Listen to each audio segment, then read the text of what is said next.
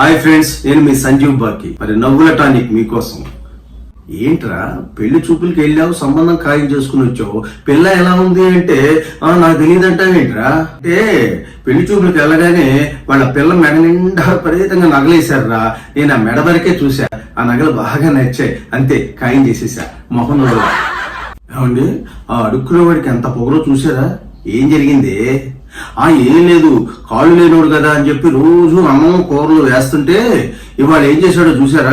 రుచికరంగా వండటం ఎలా అనే పుస్తకం ఇచ్చిపోతున్నాడండి వాడు. కడుక్కునేవాడు, అమ్మా కడుపులో ఎలుకలు పరిగెత్తుతున్నాయి, ఇంత అన్నం ముద్ద పెట్టండి అమ్మా అని.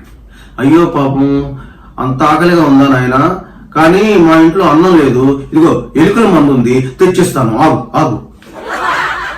ఏమండి, భార్యను లొంగ తీసుకోవటం ఎలా అని 64 సూత్రాలతో పుస్తకం రాశారు. మీరు గొప్ప తెలివిగల రచయిత అనుకున్నాను. తీరా చూస్తే మొన్న మీ ఆవిడ కాళ్ళు పిసుకుతున్నారంట, మీ ఎదురు పోర్షన్లో ఉన్న మా ఫ్రెండ్ చెప్పాడు.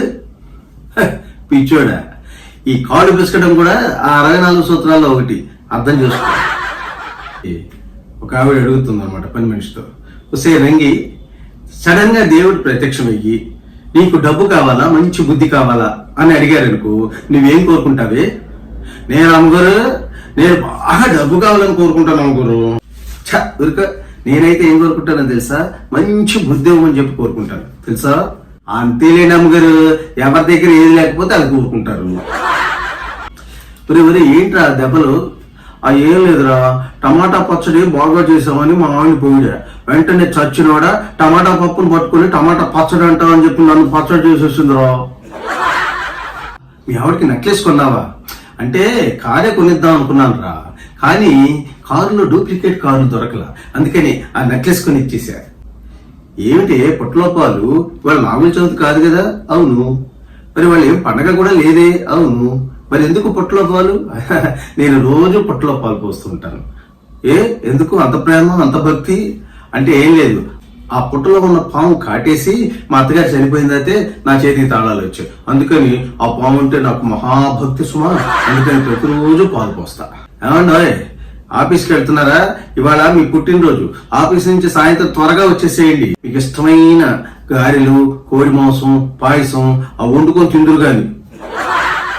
ఒక ఫ్యామిలీ మొత్తం ఆ రోడ్డు మీద ఉన్న గడ్డిని తినేస్తున్నారు ఆకలి తట్టుకోలేక.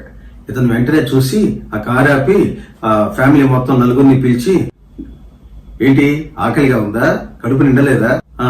అయితే పని చేయండి, కారు ఎక్కండి, మీ కడుపు నిండా పెట్టిస్తా. ఆహా, ధర్మప్రభువులు అనుకుంటూ ఈ నలుగురు ఎక్కారు. కారు ఎక్కారు, ఇంటికి తీసుకెళ్లాడు.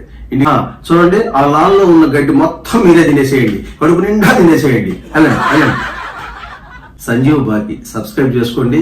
ఇలాంటి జోక్స్ మరెన్నో విని ఆనందించండి.